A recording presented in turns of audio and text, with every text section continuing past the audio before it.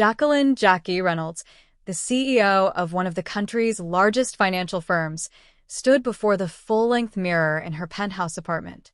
Dressed casually in a simple blouse and jeans, she hardly looked like the powerful woman whose name carried weight in the corporate world.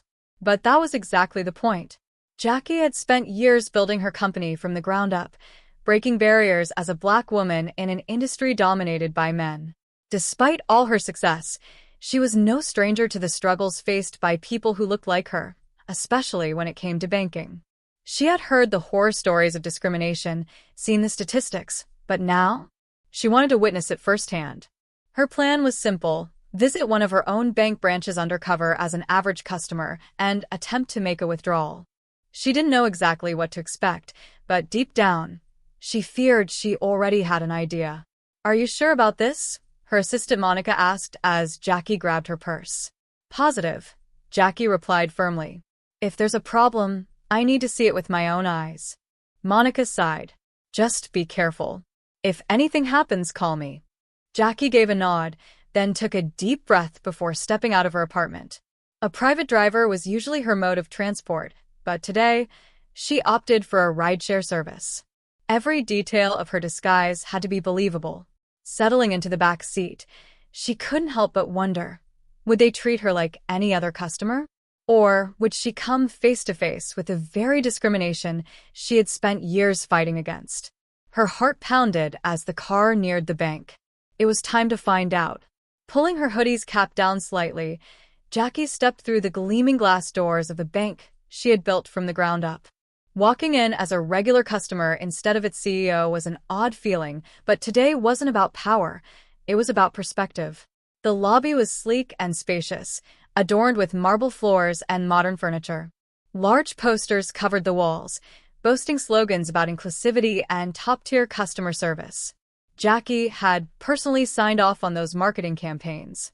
But as she stepped into line, she quickly realized that reality didn't match the promises. A tall man in a business suit approached a teller and was instantly met with a warm, enthusiastic smile. "Good morning, sir. How can I assist you today?" The teller greeted him cheerfully. Jackie, however, she received no such welcome. Standing in line, she remained unnoticed, waiting patiently as the line inched forward. When it was finally her turn, she stepped up to the counter and offered a polite nod to the young bank teller. The name tag pinned to her uniform read Laura. "Yes," Laura said curtly, barely glancing up. Jackie cleared her throat. "I'd like to make a withdrawal, please." Laura gave her a quick, skeptical glance. "Do you have an account here?" "Yes, I do," Jackie answered, reaching into her bag to retrieve both her ID and bank card. Without saying a word, Laura took them and began typing in Jackie's details. A frown crept onto her face as she stared at the screen. An awkward pause followed before Laura's gaze flicked back up, her expression shifting into something colder, more doubtful. "I'll need further verification," she stated flatly. "Large withdrawals require special clearance." Jackie raised an eyebrow. She wasn't withdrawing anything excessive. Something felt off.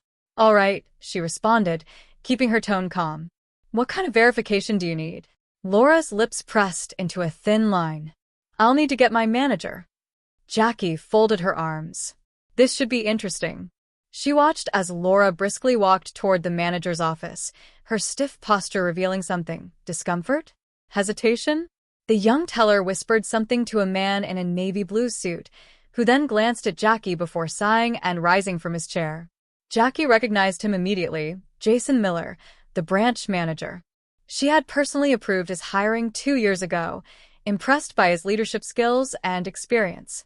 But now, seeing him from the other side of the counter gave her an unsettling feeling. Jason approached with a tight-lipped smile, the kind that never quite reached the eyes. "I'm Jason, the branch manager. I understand you're requesting a withdrawal." Jackie nodded, keeping her tone neutral. "That's correct. Is there a problem?" Jason took a quick look at her ID and bank card, barely acknowledging them, before handing them back. "For withdrawals of this size, we need to be extra cautious," he said. "It's standard protocol." Jackie leaned forward slightly. "Standard protocol? I've been banking here for years." This amount isn't exactly excessive. Jason's forced smile tightened. Even so, we have to be thorough. We've had some fraud cases recently. Jackie knew that was a lie. Her bank had one of the lowest fraud rates in the state, thanks to the security measures she had implemented. Still, she kept her composure. So, what's the next step? She asked smoothly. Jason exhaled, as if he were doing her a favor. I'll need another form of identification, maybe a utility bill or a second ID. Jackie's arms crossed.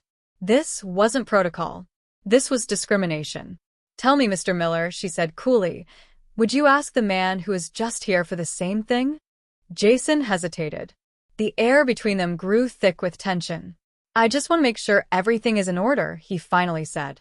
Jackie tilted her head slightly, studying him. Let's see just how far you'll take this. All right, she said smoothly, her next move already calculated. Let's play by your rules. Reaching into her designer handbag, she pulled out her passport, her second form of ID. With a deliberate motion, she slid it across the counter, keeping her eyes on Jason's reaction. He picked it up, his fingers tapping lightly against the surface as he examined it. The hesitation in his expression was unmistakable. He had been expecting an excuse to deny her, not a valid form of identification. Behind the counter, Laura shifted uncomfortably, her gaze darting between Jason and Jackie. The silence stretched just a little too long before Jason finally cleared his throat. Well, I appreciate your cooperation, he said, forcing a smile. I'll just need to verify a few things. Jackie raised an eyebrow. I thought that's what you were doing already? Jason didn't answer. Instead, he turned on his heel and headed toward his office, leaving Jackie standing there, her patience wearing thin. She could feel the weight of the other customers' gazes on her.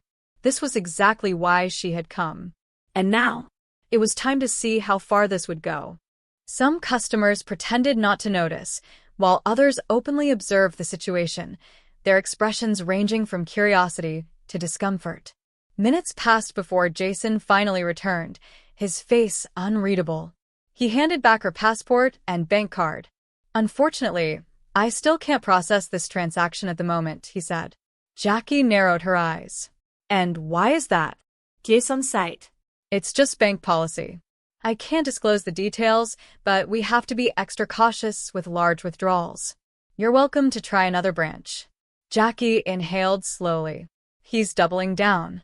She knew exactly what this was. She wasn't just being denied service.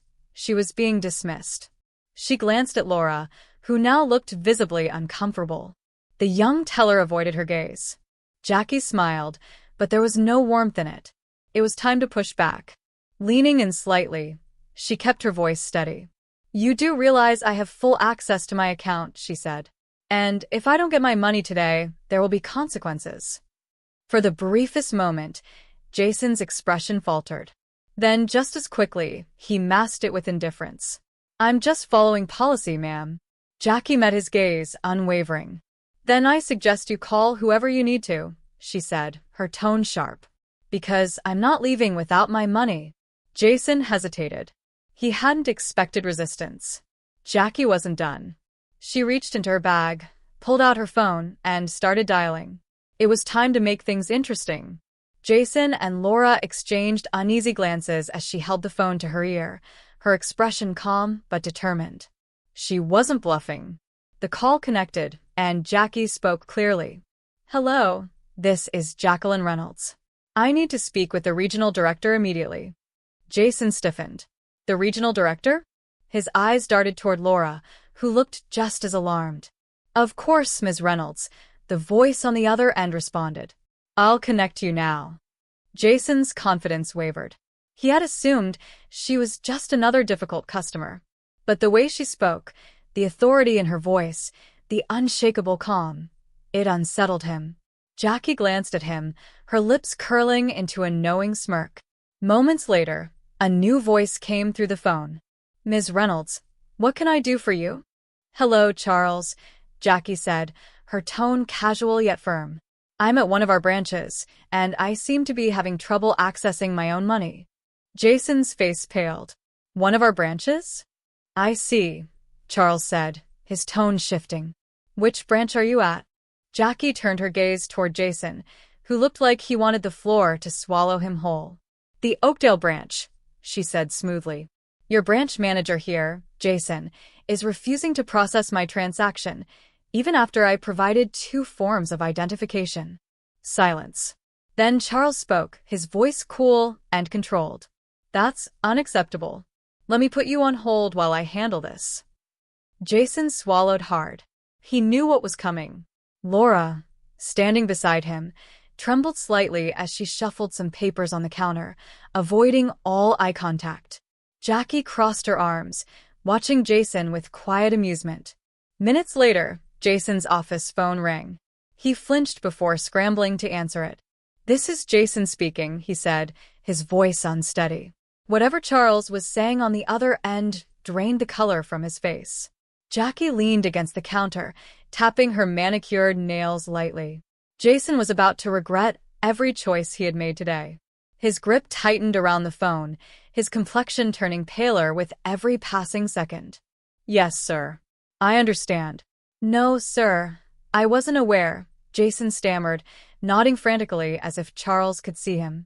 Laura, still standing nearby, looked equally horrified but too afraid to speak. Jackie smirked. She had seen this kind of treatment before, dismissed, underestimated. But she never let it slide. Jason's voice grew more desperate. Sir, I didn't know who she was, he said, before hesitating. His eyes flicked toward Jackie, beads of sweat forming on his forehead. I thought she was just. He stopped himself, realizing too late how bad that sounded. His hands shook as he set the phone down, his mind racing for a way out of the disaster he had created. Laura, still behind him, looked utterly mortified but remained silent. Jackie hadn't moved. She stood there, watching Jason with an icy calm that made him squirm. Ms. Reynolds, Jason started, forcing a nervous smile. This was all just a misunderstanding. If I had known who you were, Jackie raised an eyebrow. If you had known who I was, she echoed. So respect is only reserved for people you recognize? Jason's throat tightened. No. I didn't mean it like that. It's just. He fumbled for words, but nothing he said would make this right. Jackie tilted her head slightly. Let me ask you this, Jason. If I were a white man in a suit, would you have second-guessed my request? Jason's face burned with embarrassment. I treat all customers the same, he insisted weakly. Jackie let out a humorless chuckle. Do you? She asked. Because I was singled out the moment I stepped up to this counter.